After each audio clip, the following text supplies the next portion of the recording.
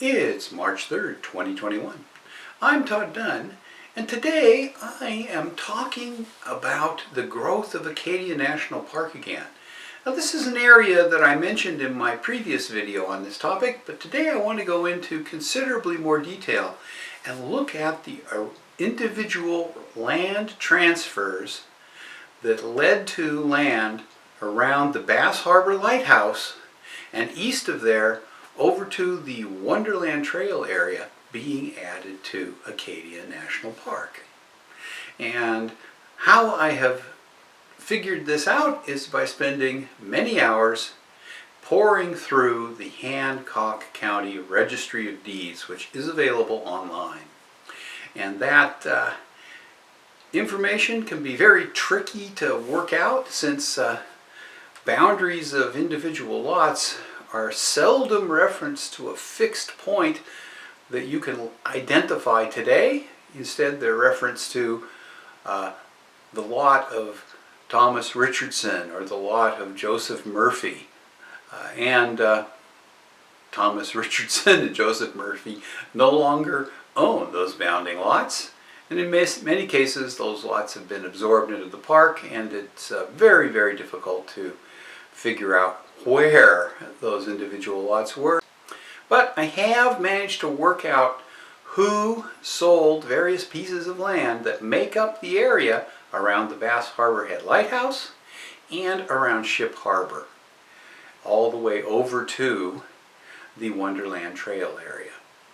So that's what I'm going to be talking about today. And in addition to telling you who sold land to the United States government, I'll also be telling you, to the extent that I can figure it out from the deeds, how much was paid for the land, which I think is fairly interesting. So let's get started. This is a map of Mount Desert Island showing the extent of Acadia National Park in 2020, shaded in green. Now, the area we're going to be talking about today is outlined in red right at the bottom of this image, and that is the southernmost part of Mount Desert Island. This map is zoomed in on that area at the southern tip of Mount Desert Island. And if you look here, the park boundaries as of 1960 are shown in sort of magenta shading. And right down at the southwest tip of this map is a little area that's outside the park boundary, and that is the location of the Bass Harbor Head Lighthouse. So what I'm going to do is I'm going to work through the various land transfers that happened starting in the extreme southwest corner of this area and moving east across the bottom of this map, and we'll move up and go across the top part of this area. So the first transfer is the area right around the lighthouse.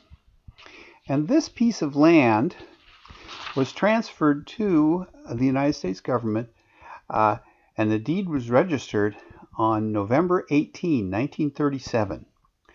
The person who had acquired the land was named Ben Worcester, or Worcester, I'm not sure how you pronounce it, and he had that land only since April 8, 1937. He acquired it from two people named Wood and Wright. And he sold this piece of land to the United States government for $2,800. So this is the area that you have to drive through now to get to the Bass Harbor Head Lighthouse. Now, immediately east of there, there's a relatively small lot.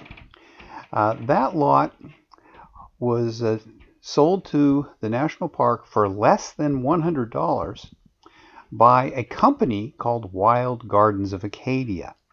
Now, if you've been to Acadia National Park, you'll know that there's an area in the park just south of Bar Harbor called Wild Gardens of Acadia.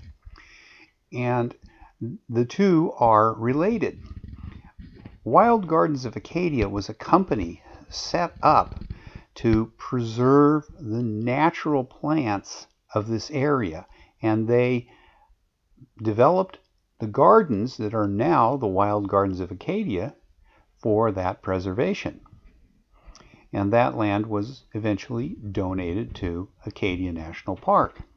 But the company still existed, and I should point out that the initial founder of that company was George Dorr, who was the first superintendent of Acadia National Park, actually Lafayette National Park when he first became superintendent, up until his death in 1944.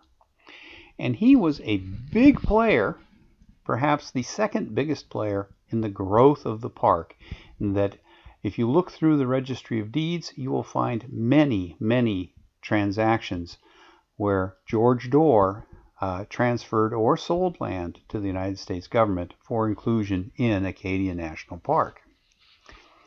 And as I said, he was the founder and I believe principal owner of the company, Wild Gardens of Acadia, that acquired this land in 1917 from Cobb and Fuller, and who then sold it to the United States government for inclusion in Acadia National Park in March 21st, 1938 for less than $100.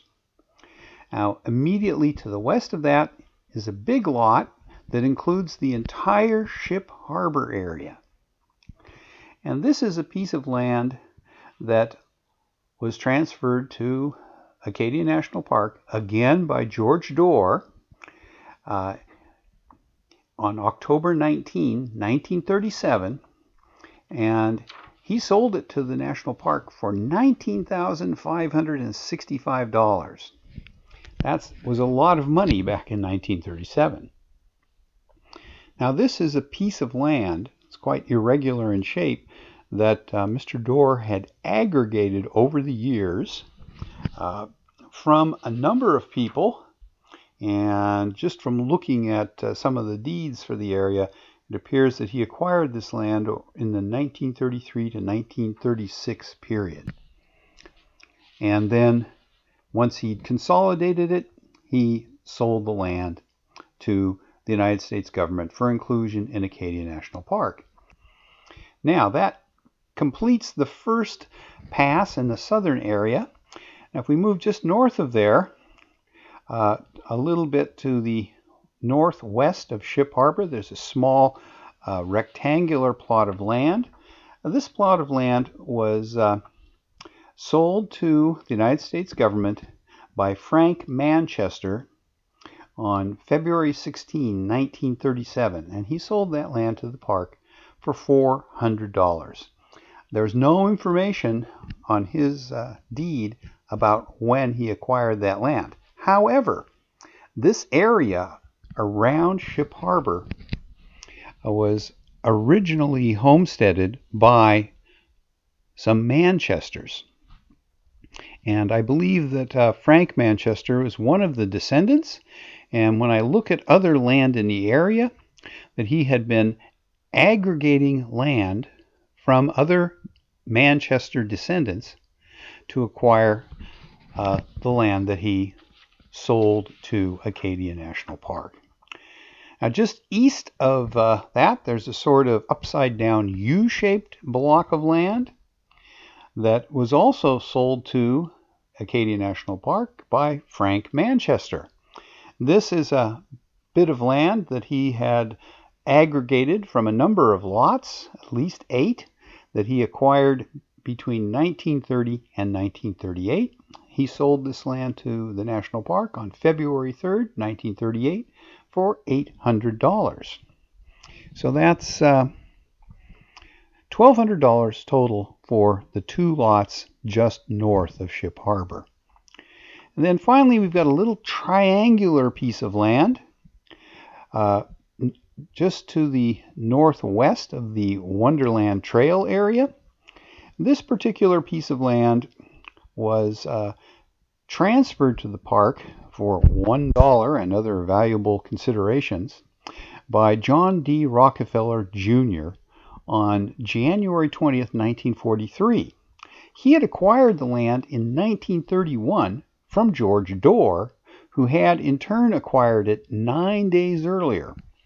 And then we moved down to the block of land with boundary in yellow and labeled in yellow. This was land also that John D. Rockefeller had acquired from George Dorr in 1930, and he held that land up until his death, as far as I can tell, in 1960. Normally, Rockefeller acquired land and transferred it to the park very quickly. But this piece of land, for some reason, he held on to for almost 30 years. And I think the reason is that when you read the original deed for George Dorr's acquisition of the land a week before he sold it to John D. Rockefeller Jr., you'll find that there are two small waterfront lots that are not included in the transfer. And unfortunately, the locations of those lots are pretty vague, and that their locations are referenced back to deeds from 1850 and 1880. And I haven't been able to find out the precise location, other than to say that they are on the east side of this block of land and on the water. And I suspect that Mr. Rockefeller wanted to consolidate the entire area before transferring it to the park, and consequently had to wait until he was able to acquire those last two small, approximately 1 acre plots of land. Sometime during the 1960s, the piece of land was transferred to the park, because it wasn't in the park in the 1960 map, and it was in the 1970 map. But I have been unable to find that transfer, because I don't know what happened to the ownership of the land after Mr. Rockefeller's death in 1960, and I just simply have not been able to find a piece of land that matches that particular block of land in any transfers to the United States government. But I know it's in the national park now. Okay, so that finishes up what I wanted to say about this area. It just illustrates how Acadia National Park in this particular area was pieced together through a series of purchases of small blocks of land. My next video on this topic is going to be looking at the area just to the northeast of this, which is the seawall area. And it has a very interesting history, and including use of the land for Acadia National Park and other things by the federal government. And I'll be putting that together in a separate video. It's very complex, and I have not pinned down the last few transfers of land to the United States yet, but I hope to do that soon and put that video together.